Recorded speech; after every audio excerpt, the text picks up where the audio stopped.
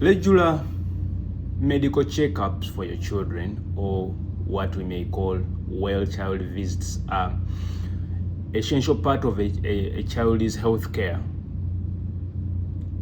because it provides the opportunity for the health workers to monitor the child's growth, to track their development, and to address any development issues that may be, or that your child may be having. Of late, we are seeing so many children ending up with permanent disabilities simply because their parents did not take them back to health facilities to undergo this simple exercise and yet very important routine called regular medical checkup, or what we call well child visits. For example, they are boys or they are male babies whose testes did not descend down into the scrotal sacs. And because this is not realized within the first years of life, they end up with permanent undescended testes, a term called cryptorchidism. This denies them a chance to ever have children of their own, simply because their parents did not assess or did not notice that their test did not descend down. And I've seen this on a couple of young adults in their, teenager or their teenage, when they are playing with their friends, then they realize their scrotum are not as big their friends. So when they come for ultrasound scans, sorry and sad, you tell them their test never descended down. And I always ask for the consequences. You painfully, tearfully tell them they may never have children of their own. So parents slept on the job. And yet, if it is detected before maybe the first 3 years in life, they can always be pulled down, or such simple surgical process can always be done to make sure they are put in the right place where they are supposed to be. My name is Chimbo Richard, and I welcome you to this Wednesday episode. On Wednesday, we always talk about children and their health care. We look at preventive measures, we look at different health challenges for children, and we teach each other on how we can be better, responsible parents. Wednesday, if you're here and you've not yet subscribed to this wonderful channel, I kindly ask you to do so. But if you're here and you missed last week's episode on the 5 big sleeping disorders in children, I kindly ask you to pause here, go back and watch it, and then you come back to join us for today's episode. Because these are series. When you miss the previous one, it may be hard for you to understand the current series. Let's start here. So we've understood that these regular medical checkups or child well visits are important because they help to track or to monitor how your child is growing, and then we compare to what is expected. For example, there are different things we expect your child to do at different age. There is a period where we expect your child to be supporting herself, trying to sit up. There is an age where you expect your child should be crawling. There's a period where we expect your child to start mentioning some few words. They always want to mention the word daddy first. I don't know. There is a period where we expect them to start walking, to start running, to start mentioning some words, to have some weight on them. So we monitor them. We plot graphs, we make notes, and if we notice that your child is behind to what is expected, we always to go in and ask why. Sometimes it is nutrition, sometimes it's because you're not feeding them well. Sometimes because they are having maybe a growth disorder that can be detected. Sometimes we do the necessary tests in order or to make sure that we solve whichever medical problem that your child may be having in time. Because if these are not addressed in time, then your child can have permanent disability, like I explained. The tests in the male or in the boys failing to descend down. Sometimes the bones in the legs of your, they could be facing a certain way that is abnormal, like the bow legs, embaliga, your child is dental, maybe dental system may have a problem. Some children have a problem with their tongue that they cannot mention word, they cannot speak. Abaganda kebaita akanyata. So we look at all these, and if these problems are there, they are addressed before they become a permanent problem. Sometimes your child cannot see or cannot hear, and because for you, you're not an expert, the eyes are opening, you may never tell actually your child cannot see. I've met children who cannot see, but their parents do not know up to like the age of 4. When they see the child opening their eyes, they assume the child is seeing. Some children cannot hear, and you don't know as a parent. So you keep talking to them because they keep smiling at you, you think they are hearing, but they cannot hear. So when you bring your child for these routine checkups or for these well child visits, the experts with children are going to detect these problems at an early stage, and then they are able to help out this child. Because when the child is born, everything on them can be manipulated or can be changed. For example, I've been part of processes where a child is born with both the male and the female genitalia. So the child has a vagina and a small something called a penis. So he's having the male and the female reproductive system physically. So when you look at this child, you cannot tell if he's a boy or a girl. And so if this is detected at an early age, we go into examine. They may do lab tests to look at the hormone levels, but they may also do ultrasound scan to see actually if beyond what you see physically, inside there is a uterus. So if there is a uterus and the hormone support, so then the doctors are going to go in and help this baby. They are going to make physically vagina. They are going to remove that structure that is appearing like a penis.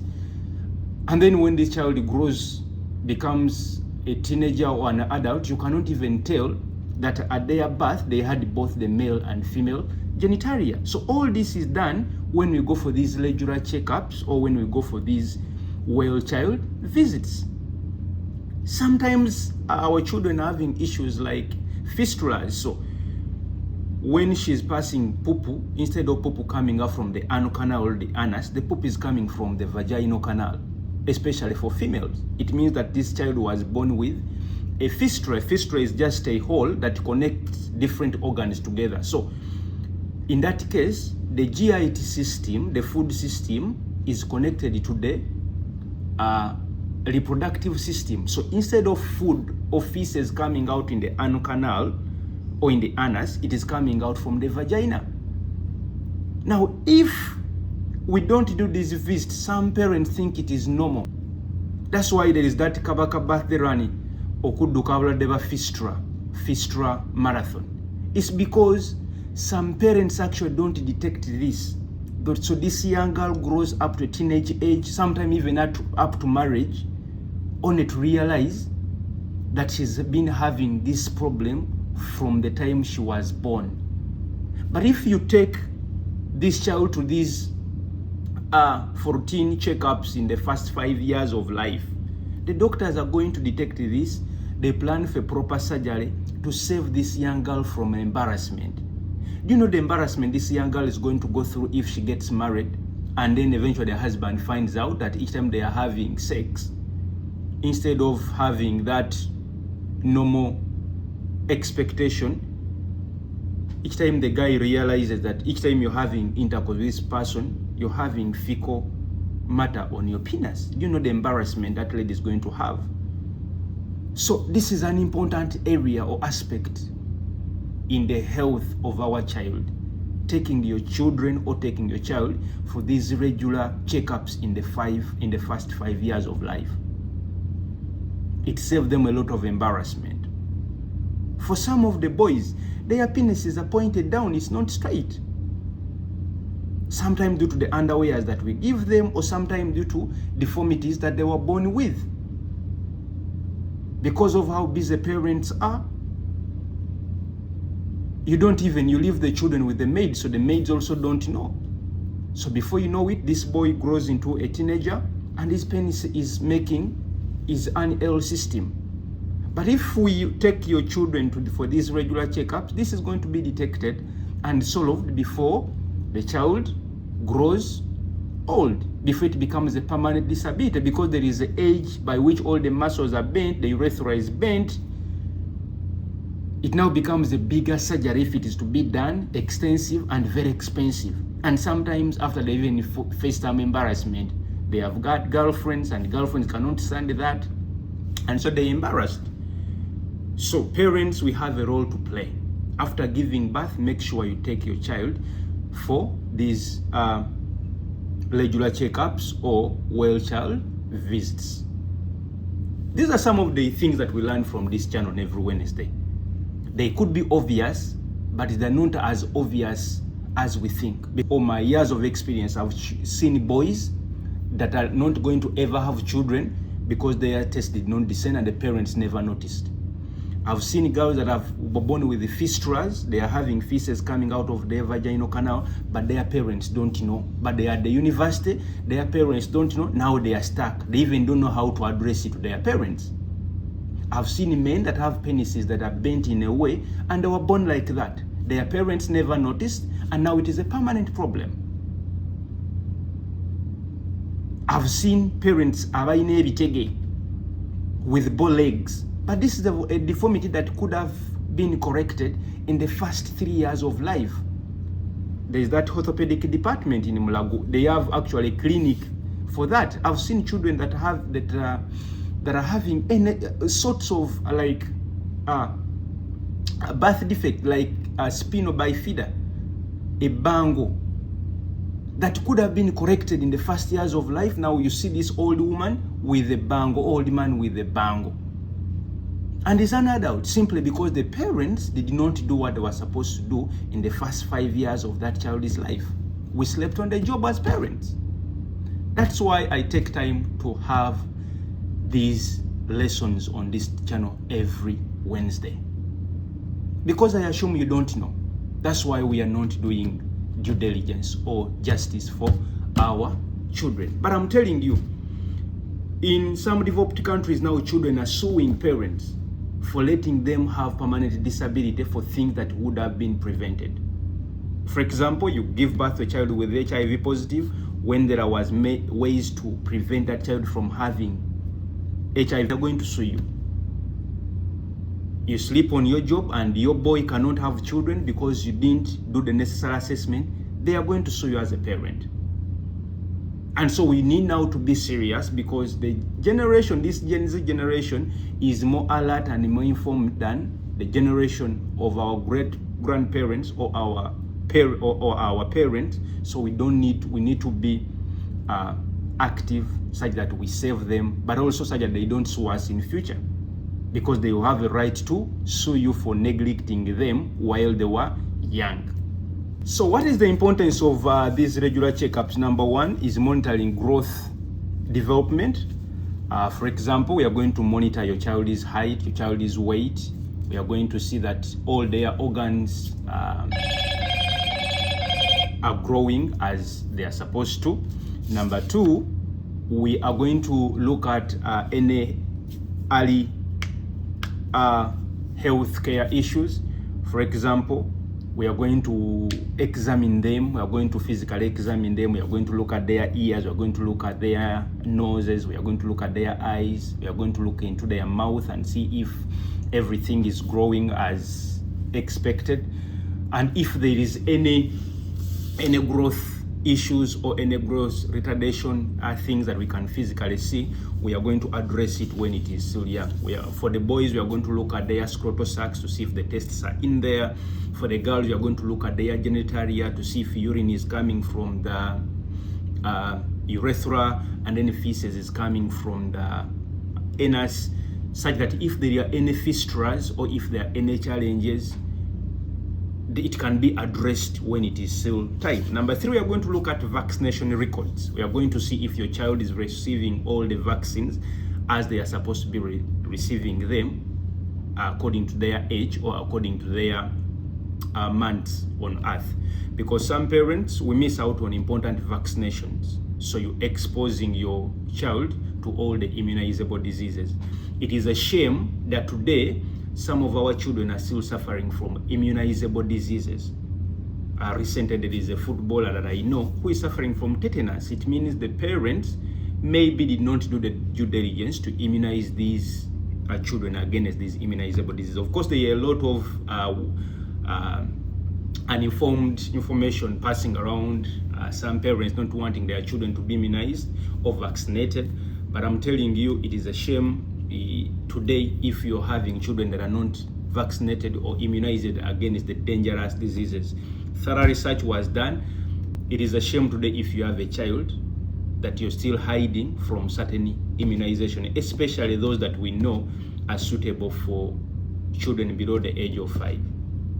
You don't want your child to die and become a study or an example of children that have died because their parents were so ignorant about immunizable drugs. Number 4 is screening.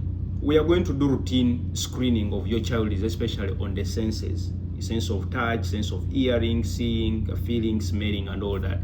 We're also going to screen for some skin diseases that could be your child could be having, but also any other things that we could screen your child for.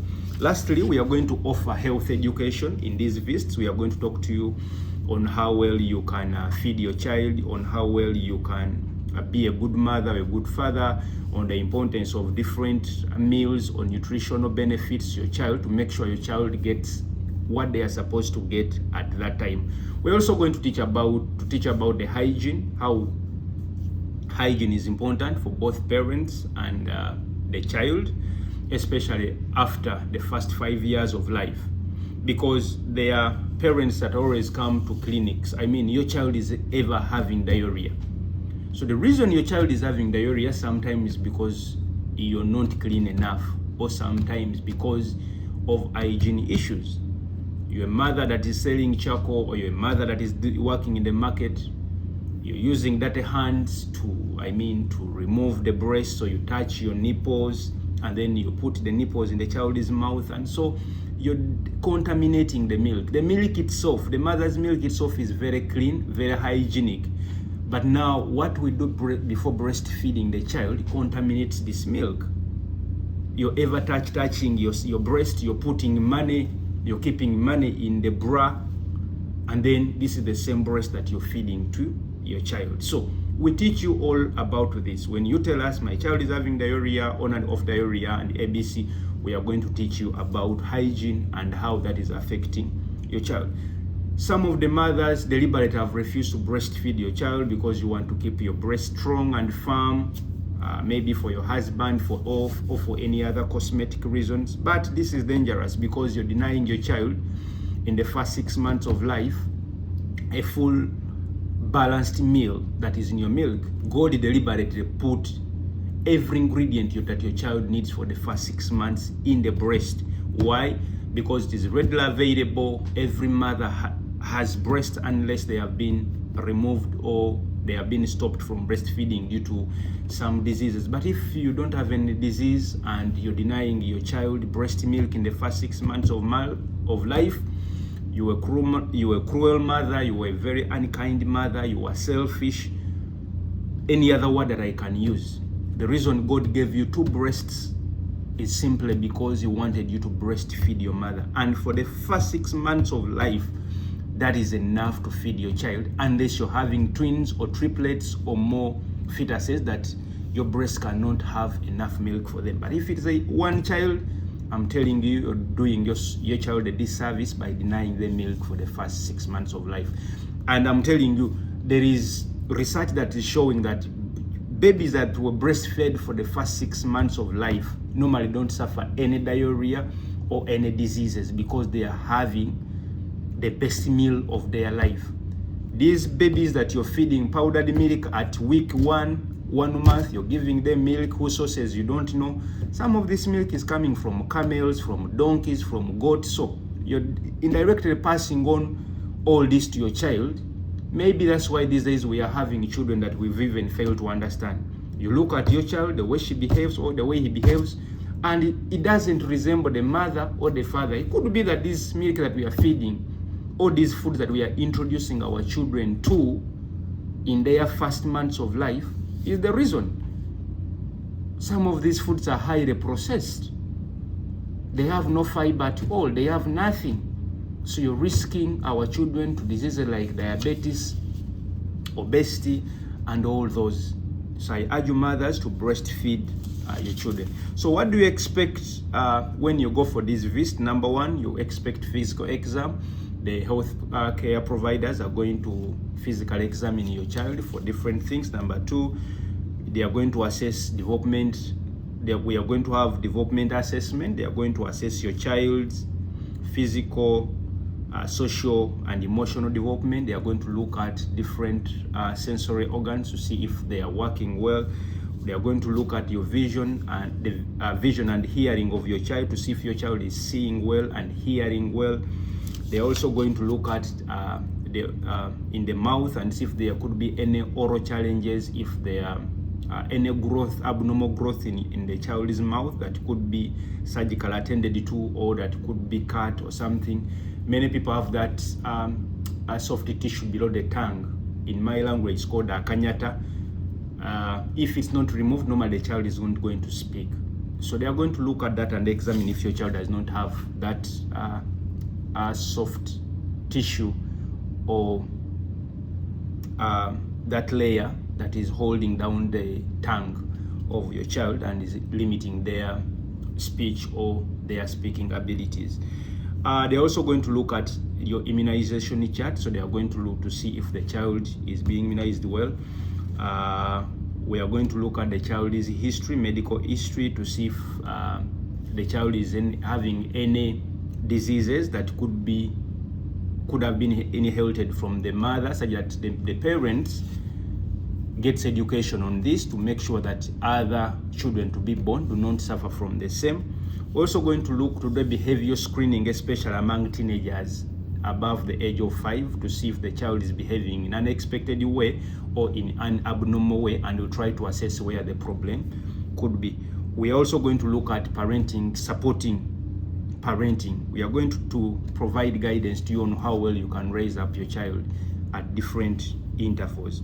So lastly, we look at when should we have these visits. We are supposed to have this visit in the first 5 years of life. We are supposed to, and in the first 5 years of life, we expect to have this visit at 2 weeks, 2 months, 4 months, 6 months, 9 months, 12 months, 15 months, 18 months, at 2 years, 2.5 years, 3 years, and 5 years. And between the first 50, we are supposed to have about it should be about 16 medical checkup between when your child is born and the age of 5. At least it should be a total of 16 medical checkups. Not because your child is sick, but taking back your child to where they were born to make sure they monitor the growth of that child. Then after 5 years, we are supposed to have what we call early childhood assessment,